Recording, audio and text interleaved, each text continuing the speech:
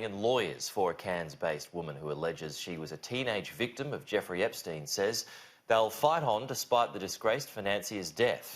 The Cairns Post has spoken to the legal team for Virginia Jeffrey, who says the multi-millionaire investor groomed her to become a sex slave when she was just 16 years old. They say they'll continue to seek justice despite his apparent suicide. Epstein was discovered dead in his cell in a high-security Manhattan prison. He was in custody awaiting trial on sex trafficking charges and could have been jailed for up to 45 years. 66-year-old denied the charges and had pleaded not guilty. But it was his connection to the rich and famous, including presidents and royals, that has already cast suspicion on Epstein's death. Phil Edwards has the latest. Let's just remind people, Epstein had been jailed in 2008 on lesser charges involving prostitution, but this time he faced much more serious charges that he had hired underage girls to work at sex parties in his homes in both Florida and Manhattan over a number of years.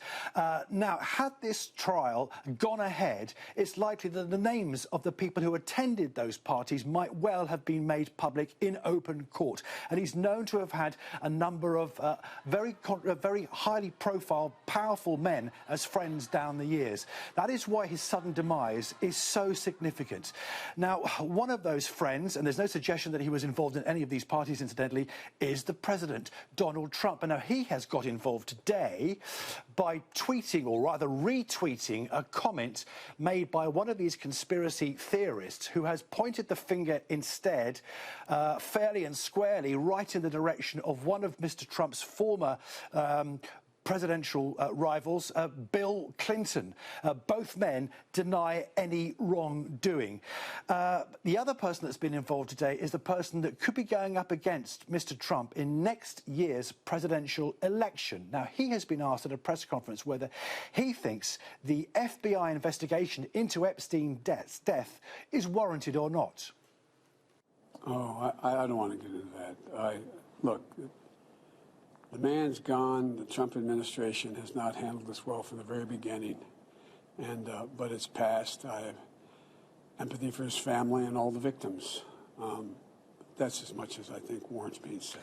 Now, the other big question, why was Epstein taken off a suicide watch in this prison? Last month, he was treated for injuries to his neck. He said he'd been attacked by another inmate.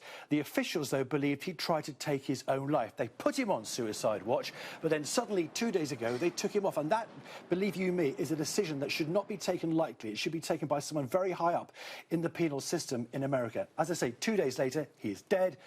This story is going to go on and on.